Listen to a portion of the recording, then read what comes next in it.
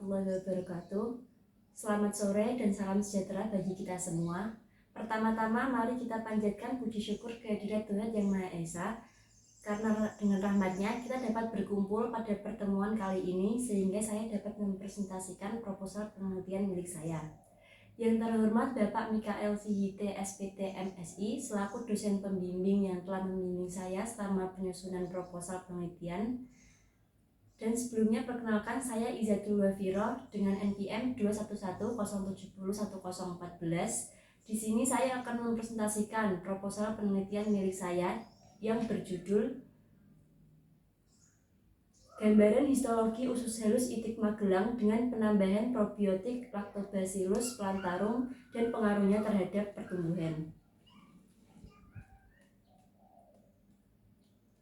Hal yang melatar belakangi dilakukannya penelitian ini yaitu karena saluran pencernaan terdapat berbagai jenis mikroorganisme seperti bakteri, fungi, protozoa, dan virus.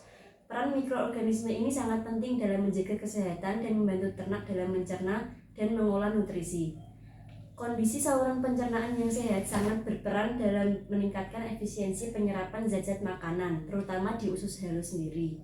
Oleh karena itu, penting untuk memperbaiki kondisi usus halus agar proses penyerapan zat makanan dapat berjalan dengan optimal. Beberapa faktor dapat mempengaruhi penyerapan zat makanan di usus halus. Salah satunya yaitu keberadaan mikroba. Keberadaan mikroba patogen di usus halus dapat secara tidak langsung dapat memperbaiki produktivitas ternak itu sendiri. Lalu untuk penggunaan probiotik telah menjadi pilihan yang umum digunakan oleh produsen atau peternak.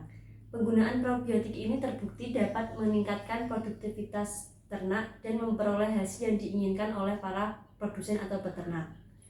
Pemberian probiotik pada ternak unggas dapat membantu mengurangi atau mencegah kontaminasi mikroba penyebab penyakit atau mikroorganisme patogenik pada produk-produk ternak sehingga hasil ternak tetap sehat dan berkualitas.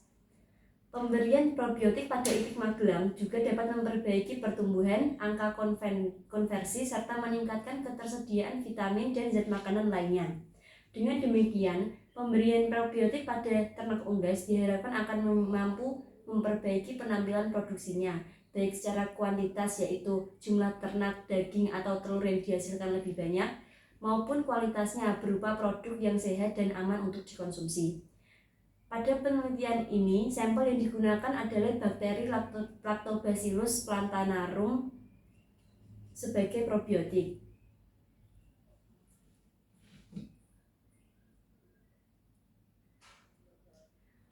Rumusan masalah dari penelitian ini sendiri yaitu yang pertama, bagaimana gambaran histologi usus halus itik Magelang dengan penambahan probiotik Lactobacillus plantarum dan pengaruhnya terhadap pertumbuhan. Tujuan dari penelitian ini yaitu untuk mengetahui gambaran histologi usus halus itik Magelang dengan penambahan probiotik Lactobacillus plantarum dan pengaruhnya terhadap pertumbuhan. Manfaat dari penelitian ini yaitu menambah wawasan dan pengetahuan mengenai gambaran histologi usus halus itik Magelang dengan penambahan probiotik Lactobacillus plantarum dan pengaruhnya terhadap pertumbuhan. Lalu hipotesisnya yaitu diduga ada pengaruh pemberian BAL Lactobacillus plantarum terhadap perbedaan luas fili pada usus halus yaitu Jejunum dan Ileum itik Magelang dan pertumbuhan itik Magelang. Itik Magelang sendiri yaitu merupakan salah satu ternak unggas yang dapat diandalkan sebagai sumber protein hewani yaitu daging dan telur yang memproduksi sebagai protein hewani bagi masyarakat. Itik Magelang ini memiliki keunggulan mempertahankan produksi telurnya lebih lama daripada ayam. Tingkat kematiannya atau mortalitasnya lebih rendah dibandingkan dengan ayam ras. Selain itu, itik lebih tahan terhadap penyakit. Dengan pakan yang berkualitas rendah, itik tetap mampu bertelur sehingga pengadaan pakan itik tidak terlalu sulit. Yang kedua yaitu ada probiotik yang merupakan mikroorganisme yang hidup dengan spesies yang untuk mengubah mikroflora melalui kolonisasi sehingga dapat memberikan efek yang menguntungkan. Probiotik ini didefinisikan sebagai organisme yang memberikan kontribusi terhadap keseimbangan mikroba dalam usus. Probiotik bekerja secara aktif meningkatkan kesehatan dengan cara memperbaiki keseimbangan mikroflora usus jika dikonsumsi dalam keadaan hidup dengan jumlah yang memadai. Nah, secara umum fungsi probiotik sama dengan antibiotik, yaitu meningkatkan kesehatan. Akan tetapi, kalau mekanisme kerja antibiotik itu langsung membunuh mikroorganisme target dan meninggalkan residu dalam jaringan tubuh, namun probiotik itu menekan pertumbuhan mikroorganisme yang tidak diinginkan dan merangsang kerja mikroorganisme sejenis serta tidak meninggalkan residu dalam jaringan. Jadi antibiotik dan probiotik ini merupakan berbeda. Yang ketiga yaitu ada bakteri asam laktat. Bakteri asam laktat ini merupakan sekelompok gram positif dan memiliki keunggulan BAL, yaitu mampu meningkatkan nilai cerna. BAL mampu menghasilkan senyawa-senyawa yang dapat memberikan rasa dan aroma spesifik pada makanan yang difermentasi, dan BAL menghasilkan senyawa antimikroba. Ada beberapa keunggulan yang dimiliki BAL, yaitu BAL mampu meningkatkan nilai cerna pada makanan fermentasi karena dapat melakukan pemotongan pada bahan makanan yang sulit dicerna sehingga dapat langsung diserap oleh tubuh. Misalnya protein diubah menjadi asam-asam amino.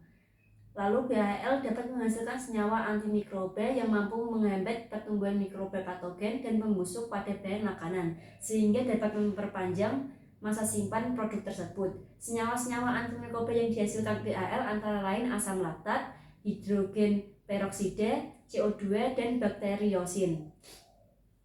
Lalu ada Lactobacillus plantarum. Lactobacillus plantarum ini memiliki sifat katalase negatif atau fakultatif anaerob atau aerob dan termasuk gram positif. Lactobacillus plantarum ini merupakan salah satu kelompok bakteri asam laktat yang dapat menghambat pertumbuhan bakteri patogen. Lactobacillus merupakan salah satu mikroorganisme yang aman jika ditambahkan dalam bahan pangan karena sifatnya tidak toksik dan tidak menghasilkan toksis. Bahkan, Lactobacillus bermanfaat bagi kesehatan dan meningkatkan keamanan bahan pangan melalui penghambatan secara alami terhadap pertumbuhan mikroorganisme berbahaya yang menyebabkan pembusukan pada makanan maupun menyebabkan penyakit.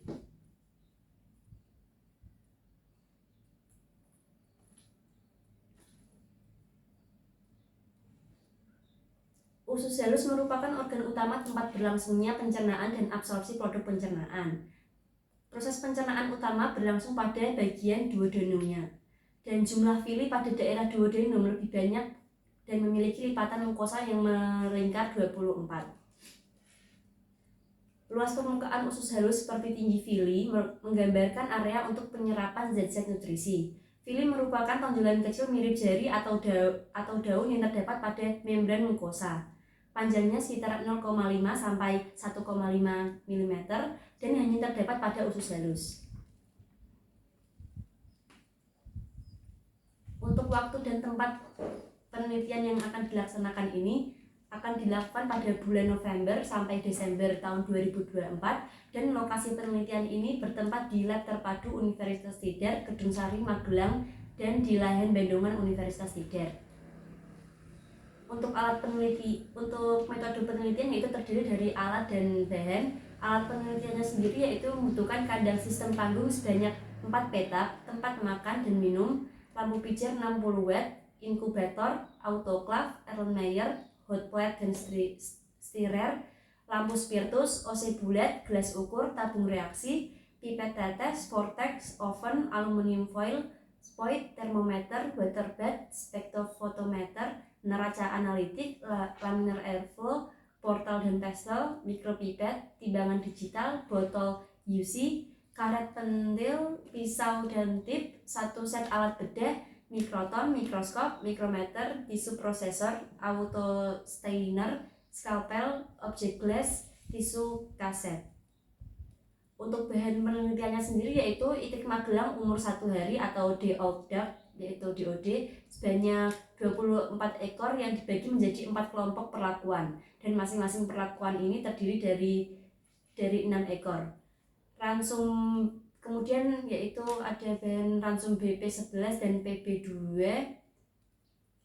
air, sekam padi, karung, kardus, biakan murni Lactobacillus plantarum, usus itik Magelang yaitu jejunum dan ileumnya, Aquades vaksin NDB1, kapas, Vitastres, perkakas, Vitacik, Manrogosa Serbrod atau MRSB, MRSA, larutan hematoksilin, dan larutan eosin. Untuk analisis data penelitian ini menggunakan rancangan acak lengkap atau RAL dengan menggunakan program SPSS. Data yang dianalisis dengan menggunakan ANOVA ini, jika terdapat perbedaan nyata, akan diuji dengan uji Duncan Multiple Comparison.